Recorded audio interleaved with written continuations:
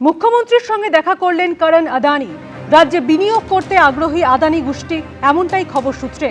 নবান্নে মুখ্যমন্ত্রীর সঙ্গে গৌতম আদানি পুত্রের বৈঠক হয়।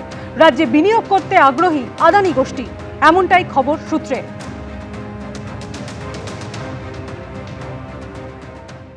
তৃণমূলের সই জালিয়াতি কাণ্ড যারা সামনে এনেছিলেন, সেই ঋতব্রত বন্দ্যোপাধ্যায় এবং সন্দীপন সাহার হাত ধরেই তৈরি হলো নতুন তৃণমূল। ঋতব্রত বন্দ্যোপাধ্যায়কে বিরোধী দলনেতা হিসাবে সমর্থন করলেন তৃণমূলের ৫৮ জন বিধায়ক, আর ডেপুটি লিডার হলেন সন্দীপন সাহা। তাঁদের হাত ধরে সামনে এসেছে তৃণমূলের সই জালিয়াতি। নিজেদের বিধায়করাই পর্দা ফাঁস করেছে প্রাক্তন শাসক দলের। তৃণমূল শীর্ষ নেতৃত্ব তড়িঘড়ি তাঁদের বহিষ্কার করলেও এবার সেই ঋতব্রত বন্দ্যোপাধ্যায় ও সন্দীপন সাহার হাত ধরেই মমতা বন্দ্যোপাধ্যায়ের হাতে গড়া তৃণমূল ভেঙে তৈরি হলো নতুন তৃণমূল। আমরা তৃণমূল কংগ্রেসের প্রতিনিধি হিসেবে এখানে রয়েছে। ৫৮ জন বিধায়ক আজকে এই সিদ্ধান্ত নিল অ্যাসেম্বলিতে, এটাই প্রিন্সিপাল অপোজিশন হয়ে দাঁড়ালো। তৃণমূলের সই জালিয়াতির পর্দাফাঁস করেছেন তৃণমূলের টিকিটে জয়ী হওয়া উলুবেড়িয়া পূর্বের ঋতব্রত বন্দ্যোপাধ্যায় এবং এন্টালের বিধায়ক সন্দীপন সাহা। শোভনদেব চট্টোপাধ্যায় বিরোধী দলনেতা হবেন, এই মর্মে একটি প্রস্তাব নিয়েছিল তৃণমূল। দলের বিধায়কদের সই সহ সেই প্রস্তাব জমা দেওয়া হয় বিধানসভায়। সূত্রের খবর, সেখানে কয়েকজন তৃণমূল বিধায়কের সই নিয়ে বিধানসভার অফিসারদের সন্দেহ হয়। এ নিয়ে বিধানসভার সচিবের তরফে হেয়ার স্ট্রিট থানায় অভিযোগ জানানো হয়। তদন্তে সিআইডির হ্যান্ডরাইটিং এক্সপার্টদের সাহায্য নেয় পুলিশ। গত সোমবার খোদ মুখ্যমন্ত্রী শুভেন্দু অধিকারী এই সই জালিয়াতির অভিযোগ নিয়ে সরব হন। ঋতব্রত বন্দ্যোপাধ্যায় ও সন্দীপন সাহা যে দুই বিধায়ক হাটে হাঁড়ি ভেঙেছেন, তাদের নাম প্রকাশ্যে আনেন খোদ মুখ্যমন্ত্রী। দুজন এমএলএ মাননীয় ঋতব্রত বন্দ্যোপাধ্যায় এবং সন্দীপন সাহা অভিযোগ করেন তড়িঘড়ি তৃণমূল থেকে বহিষ্কার করা হয় দুই বিধায়ক ঋতব্রত বন্দ্যোপাধ্যায় এবং সন্দীপন সাহাকে। কিন্তু তাঁরা বুঝিয়ে দেন এতে তাঁদের কিচ্ছু যায় আসে না। এর চেয়ে নিয়ম বহির্ভূত অনৈতিক কাজ হতে পারে কি? হুইসেল ব্লোয়ার হিসেবে কাজ করা, সেটা আমি এবং ঋতব্রত ব্যানার্জি করেছি। কি অভিযোগ করেছিলেন? কাউকে না কাউকে, somebody has to bell the cat. এরই মধ্যে বুধবার রাজনীতিতে নতুন চমক। তৃণমূল যাকে বহিষ্কার করেছিল, সেই ঋতব্রত বন্দ্যোপাধ্যায়কেই বিরোধী দলনেতা হিসেবে সমর্থন করলেন তৃণমূলের ৫৮ জন বিধায়ক, আর ডেপুটি লিডার হলেন সন্দীপন সাহা। এই টালমাটাল পরিস্থিতিতে সংগঠনে আমূল বদলের সিদ্ধান্ত নিল তৃণমূল। দলের তরফে জানানো হয়েছে, রাজ্য, জেলা, ব্লক স্তর সহ তৃণমূলের সব কমিটি ভেঙে দেওয়া হচ্ছে। উজ্জ্বল মুখোপাধ্যায়, অনির্বাণ বিশ্বাস ও ময়ূখ ঠাকুর চক্রবর্তীর রিপোর্ট, এবিপি আনন্দ। দলের অন্দরে তৈরি হওয়া ক্ষোভের আগুনে ছারখার হয়ে গেল তৃণমূল। বিশেষজ্ঞদের মতে, পশ্চিমবঙ্গে যা হলো তার সঙ্গে মহারাষ্ট্রের শিন্ডে মডেলেরও তুলনা চলে না। কারণ সেখানে শিবসেনায় যখন বিদ্রোহ হয়েছিল, তখন তারা ক্ষমতায়। শিন্ডে শিবিরের হাত ধরেই বিরোধী বিজেপি শাসকের আসনে বসেছিল। কিন্তু এ রাজ্যে বিজেপি একা ২০৮টি আসন পেয়েছে। ফলে তৃণমূলে কি হচ্ছে তাতে তাদের কিছুই যায় আসে না। মমতা বন্দ্যোপাধ্যায়ের সবেধন নীলমণি দল এখন ভেঙে টুকরো টুকরো। ভোটে হারার ১ মাসের মধ্যে মমতা বন্দ্যোপাধ্যায়ের তৃণমূল শেষ। দিদির হাতে আর দল নেই, দিদির হাত থেকে দল অনেক আগে বেরিয়ে গেছে। দলেরই অন্দরে তৈরি হওয়া ক্ষোভের আগুনেই ছারখার হয়ে গেল তৃণমূল। অন্য কোনো দলকে কিছু করতে হলো না। বছরের পর বছর তৃণমূলের অন্দরে যে অসন্তোষের বারুদ জমেছিল, তার বিস্ফোরণেই ছিন্ন ভিন্ন হয়ে গেল দল। অভিষেক বন্দ্যোপাধ্যায়কে আমি দায়ী করব, কিন্তু তার সাথে আমি মমতাদিকেও দায়ী করব। তৃণমূলের প্রতীকে নির্বাচিত বিধায়কের বিদ্রোহ ঘোষণাকে অনেকে অতি উৎসাহী হয়ে মহারাষ্ট্রের শিন্ডে মডেলের সঙ্গে তুলনা করছিলেন। কিন্তু বিশেষজ্ঞরা বলছেন, এ রাজ্যের তৃণমূলের মধ্যে যা ঘটেছে তার সঙ্গে মহারাষ্ট্রের শিন্ডে মডেলের কোনো মিলই নেই। কারণ শিবসেনায় যখন বিদ্রোহ হয়, তখন তারা মহারাষ্ট্রে ক্ষমতায়। শিবসেনায় ভাঙনের ফলে সে রাজ্যে ক্ষমতার পালাবদল হয়েছিল। একনাথ শিন্ডের বিদ্রোহে মহারাষ্ট্রে বিজেপির লাভ হয়েছিল। তাদের সমর্থন ছাড়া বিজেপি মহারাষ্ট্রে সরকারই করতে পারত না। কিন্তু এই রাজ্যে বিজেপি একাই ২০৮টি আসন পেয়েছে। তার ফলে তৃণমূলে কি হচ্ছে, তৃণমূল ভাঙছে না গড়ছে, তাদের তাতে কিছু যায় আসে না। তাদের সরকার এমনিতেই নিরাপদ। তাই মহারাষ্ট্রে উদ্ধব ঠাকরের হাত থেকে শিবসেনা নেতৃত্ব একনাথ শিন্ডের হাতে চলে যাওয়ার সঙ্গে এ রাজ্যের তৃণমূলের রাশ মমতা বন্দ্যোপাধ্যায়ের হাত থেকে চলে যাওয়ার কোনো সম্পর্ক নেই। সিন্ধে মডেলটা সঙ্গে কোনো মিল আমি তো দেখতে পাচ্ছি না। এরা দলের মধ্যেই শাসনটা ধরতে চাইছে। বোধহয় তারা অভিষেককে সরাতে চাইছেই বলেই এই ব্যাপারটা রয়েছে। কিন্তু একনাথ শিন্দে কিন্তু বলেনি যে উদ্ধব ঠাকরে বা তার ছেলে কে সরাতে হবে সে ধরনের কিন্তু তারা কিন্তু এটা ছিল না। এখানে আমরা দেখলাম এই লক্ষ্যটাই কিন্তু অভিষেককেই সরানো। 2022 সালে একনাথ শিন্দের নেতৃত্বে উদ্ধব ঠাকরের বিরুদ্ধে বিদ্রোহ ঘোষণা করেছিলেন শিবসেনার 29 জন বিধায়ক। সংখ্যা হারিয়ে উদ্ধব ঠাকরে, কংগ্রেস ও এনসিপির জোট সরকার পড়ে যায়। অন্যদিকে শিবসেনার বিদ্রোহীদের হাত ধরে বিজেপি, যারা সেই সময় বিরোধী আসনে ছিল। জোট বেঁধে মহারাষ্ট্রের সরকার গঠন করে তারা। পরবর্তীকালে আসল শিবসেনা হয় একনাথ শিন্দেরাই। শিবসেনা ভেঙে গেছিল তার কারণ উদ্ধব ঠাকরে তিনি কিন্তু শিবসেনা বিজেপি বা কট্টর হিন্দুত্ববাদী যে জোট তার থেকে সরে গিয়ে কোথাও তারা কংগ্রেসের সঙ্গে যাচ্ছিল। এই যে আদর্শগত বিচ্যুতি সেই প্রশ্নটা শিন্ডে তুলেছিলেন এবং ভেঙে গেছিল শিবসেনা। পশ্চিমবঙ্গে আমরা দেখলাম খুব সহজভাবে তৃণমূল কংগ্রেসের মধ্যে প্রত্যেকের মনে নেতৃত্ব নিয়ে প্রশ্ন ছিল। যাদের মনে এই প্রশ্ন ছিল তারা সেটা আজকে সবার সামনে ব্যক্ত করেছে। ফলে এটা ক্ষমতার প্রশ্ন, নেতৃত্বের প্রশ্ন, কার হাতে তৃণমূল কংগ্রেসের রাশ থাকবে সেই প্রশ্ন। মমতা বন্দ্যোপাধ্যায়ের তৃণমূল এখন নিশ্চিহ্ন। মমতা বন্দ্যোপাধ্যায়ের রাজনৈতিক অস্তিত্বই এখন বিপন্ন। আর উল্টো দিকে গোটা বিষয়টি তাড়িয়ে তাড়িয়ে উপভোগ করছে বিজেপি। দীপক ঘোষ ও রাজীব চৌধুরীর রিপোর্ট, এবিপি আনন্দ। যত দিন যাচ্ছে তৃণমূলে ভাঙন তত চওড়া হচ্ছে। বুধবারও তৃণমূলে বিদ্রোহের জন্য অভিষেক বন্দ্যোপাধ্যায়কে দায়ী করেছেন প্রাক্তন বিধায়ক এবং ইংরেজবাজার পুরসভার চেয়ারম্যান কৃষ্ণেন্দু নারায়ণ চৌধুরী। আর এর মধ্যে এবার দল ছাড়লেন তৃণমূলের রাজ্য কমিটির সদস্য বিশ্বজিৎ দেব। রাজনীতি ছাড়ার ইচ্ছে প্রকাশ করলেন আরেক রাজ্যের প্রাক্তন মন্ত্রী স্নেহাশিস চক্রবর্তী। তিল তিল করে এই দলটাকে শেষ করে দিল অভিষেক। দলটার এত দুর্নীতি, এত চুরি, এত বাটপাড়ি এ তো এর আগে পশ্চিমবাংলার ইতিহাসে হয়নি। দলের মধ্যে কোথাও কথা বলার যে অধিকার বা যে স্কোপ সেটার বোধহয় অভাব ছিল। তৃণমূলের দীর্ঘদিনের সৈনিক, পুরনো নেতা, আদি তৃণমূলের অংশ, মমতা বন্দ্যোপাধ্যায়ের সরকারের প্রাক্তন মন্ত্রী। তৃণমূল যখন ভেঙে টুকরো টুকরো তখন সেই কৃষ্ণেন্দু নারায়ণ চৌধুরীর গলায় শোনা গেল চাঞ্চল্যকর বক্তব্য। কিভাবে তৃণমূলের গরিমা সবকিছু নষ্ট হয়ে গেল। তিল তিল করে এই দলটাকে শেষ করে দিল অভিষেক। কর্পোরেট কালচার আনলো, আদার্স কালচার আনলো, এক্সটর্শনের কালচার আনলো, মাফিয়া কালচার আনলো, সব কালচারকে এখানে একসাথে মিশিয়ে দিল। এখন আমার মনে হয় রিটায়ার করে এমনি তো মনে হয় পার্লামেন্টে এটা কমিটিতে প্লেস হবেই, ওর মেম্বারশিপ চলে যাবে পার্লামেন্টে, তখন আর কি করবে, ওকে বিদেশে চলে যাওয়াই ভালো। হ্যাঁ, বিনয় মিশ্র ওর বন্ধু আছে তো ওখানে থেকে গেলে কোনো আইল্যান্ড আছে, আইল্যান্ডে থাকা ভালো, আর এখানে থাকতে পারবে না। অভিষেক বন্দ্যোপাধ্যায়কে আমি দায়ী করব, কিন্তু তার সাথে আমি মমতাদিকেও দায়ী করব। এনারা দুজনে দায়ী। মমতা বন্দ্যোপাধ্যায় এবং অভিষেক বন্দ্যোপাধ্যায়ের নজরের বাইরে গিয়ে এই দুর্নীতি হয়েছে এ কথা কেউ বিশ্বাস করবে না, অসম্ভব ব্যাপার। এত বড় একটা ঘটনা, অভয়া আরজি করের ঘটনা, মুখ্যমন্ত্রী হিসাবে ওনার উচিত ছিল আইনের শাসন দেওয়া। সেটা না দিয়ে উনি অপরাধীদের, যত অপরাধী ছিল এবং যাদের নামে অভিযোগ তাদেরকে গার্ড করার চেষ্টা করেছেন। ঘুরে ফিরে বহু নেতা নেত্রীর গলাতেই অভিষেক বন্দ্যোপাধ্যায়ের বিরুদ্ধে ক্ষোভ। দাবি করবেন অভিষেক বন্দ্যোপাধ্যায়কে সরানোর? সরানো ওটা ওনার ব্যাপার। আমি শুধু বলবো নেত্রীর ভাবুন, ভাবুন, একটু ভেবে চিন্তা নিন, বাবা প্র্যাকটিস করুন, কি দিদি ভেবে সিদ্ধান্ত নিন। রাজনীতি ছাড়ার ইচ্ছা প্রকাশ করলেন আরেক তৃণমূল নেতা, রাজ্যের প্রাক্তন পরিবহন মন্ত্রী স্নেহাশিস চক্রবর্তী।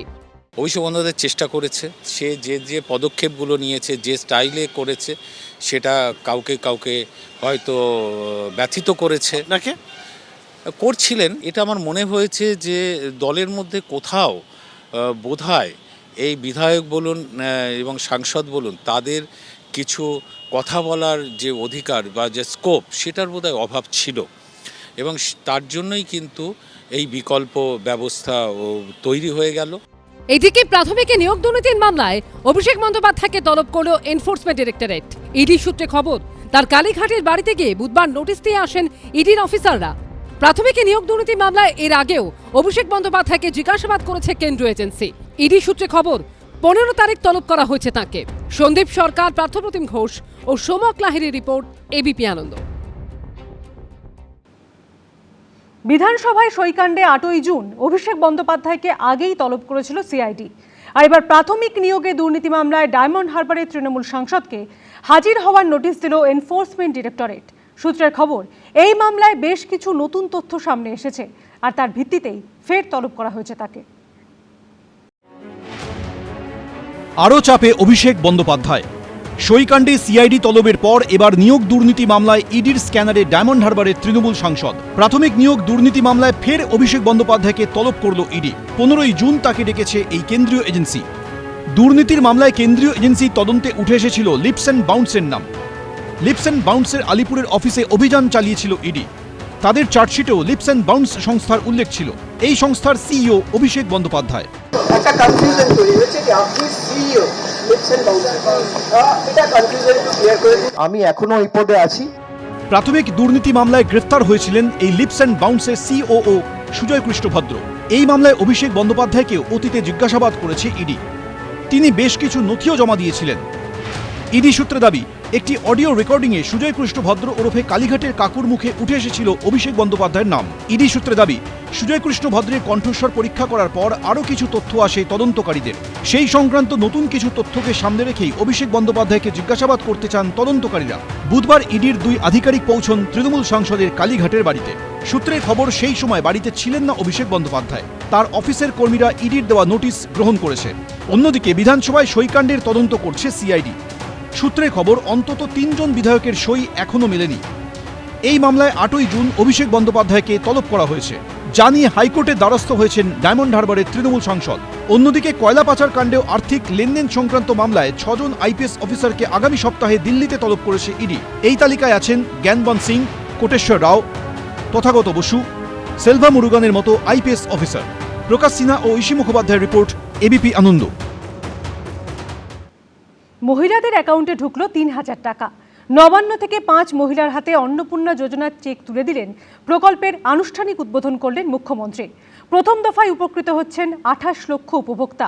আগামী 3 মাস ধরে 7 দিন অন্তর অন্তর তালিকা সংশোধন করা হবে, জানালো রাজ্য সরকার।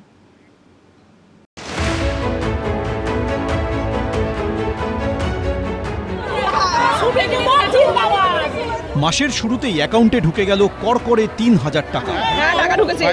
বুধবার 28 লক্ষের বেশি মহিলা পেলেন অন্নপূর্ণা যোজনার সুফল।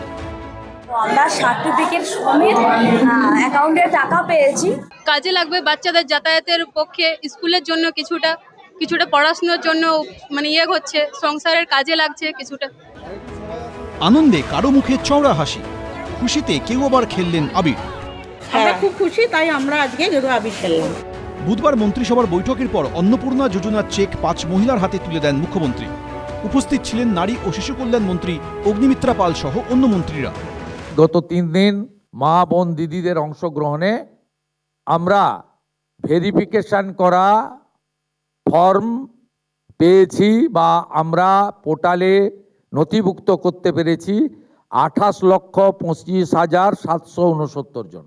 28,25,769 জনের অ্যাকাউন্টে প্রধানমন্ত্রী নরেন্দ্র মোদীজির গ্যারেন্টি স্কিম ডবল ইঞ্জিন সরকার আপনাদের অ্যাকাউন্টে ট্রান্সফার করলো। তৃণমূল আমলে লক্ষ্মীর ভাণ্ডারে মহিলাদের জন্য বরাদ্দ ছিল 1,500 টাকা। বিজেপি আমলে রাজ্য সরকারি প্রকল্পের নাম বদলে হয়েছে অন্নপূর্ণা যোজনা। 1 লাফে দ্বিগুণ হয়েছে টাকার অঙ্ক। 1,500-এর বদলে অন্নপূর্ণা যোজনার উপভোক্তাদের অ্যাকাউন্টে ঢুকবে 3000 টাকা। অফলাইনের পাশাপাশি অনলাইনেও করা যাবে অন্নপূর্ণা যোজনার আবেদন।